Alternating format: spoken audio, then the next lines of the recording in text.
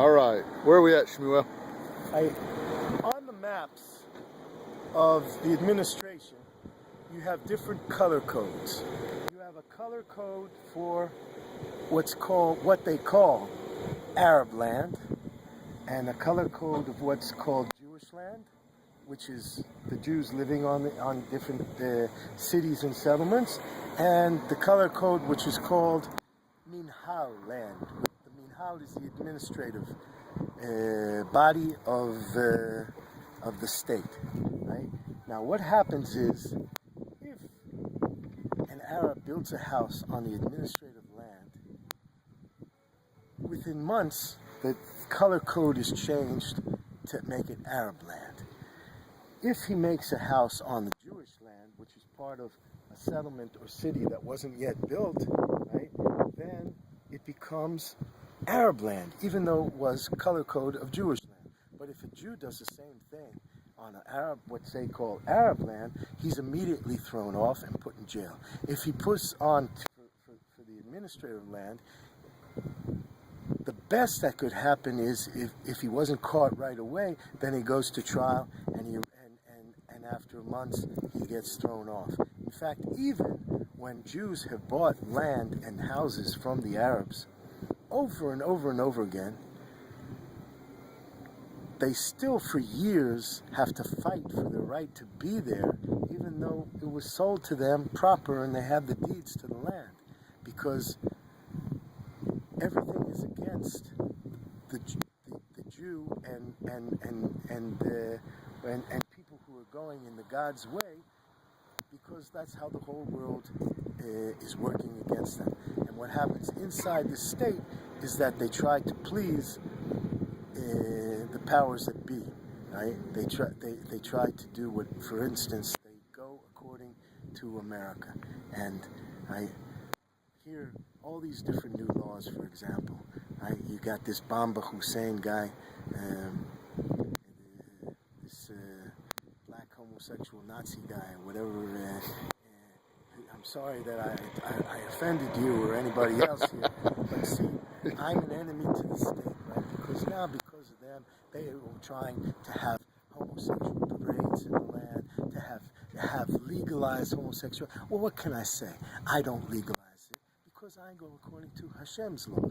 My laws are God's laws, and they're not, and they're not because of some guy who yesterday it was a White House, today it's a black house, but it don't matter because God's laws are the same. And today, God's laws don't mix together with the state that they're trying to copy as far as America and Europe. And the biggest problem with America and Europe today is the flooding of Arabs all over the place, and nobody doing a damn thing about it.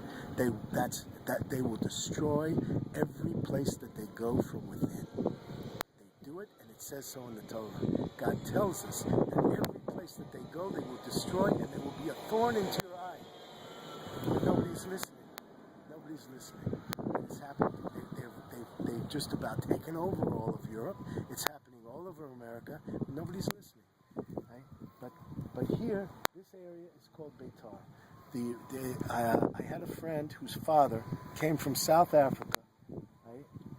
And he said to me, my father has permission to go onto this land, only it's not exactly permission, it's half permission. They promise that they won't throw us off, even though it's not completely permitted. And he said, if you can get together your guys and people and come onto the land, he has it from up top, we won't be thrown off. So we came on with tents, put up the flag, and started building our community.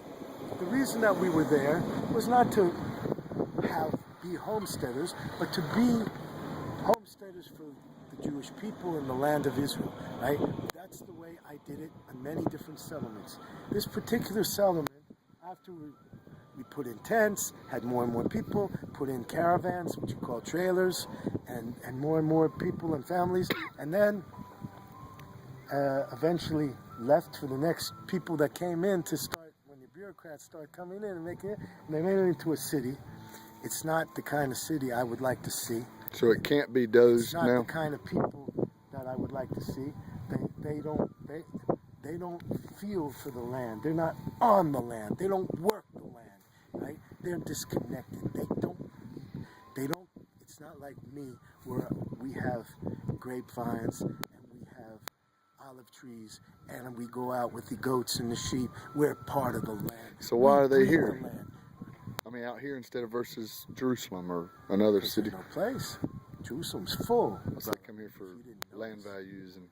They're here. It's. I mean, some care a little more, but not. It's not like they will fight to the death for trying to take away their land, right? Because they don't feel how the land breathes. They don't feel the land. The land is alive, and the Shekhinah. In Hebrew, we say Shekhinah. It's. I don't know how to translate it. But Hashem, God, rules the whole world. But the soul of God is only in the land of Israel. I'll look when we get to a dictionary to see what Shekhinah is in English or in American. But here, that whole area, that whole city, I started. They invited me to a ceremony there once years ago, and I was like almost in tears because it's like an asphalt. If you see, it's a city of asphalt streets. But isn't there stability in what they've done? With that many of them and building up a city like that, it's not going to be dozed. They're not going to just push that settlement over and say, "Oh, this is Arab land," right? So they're giving it stability where it won't be moved, right? Yes and no.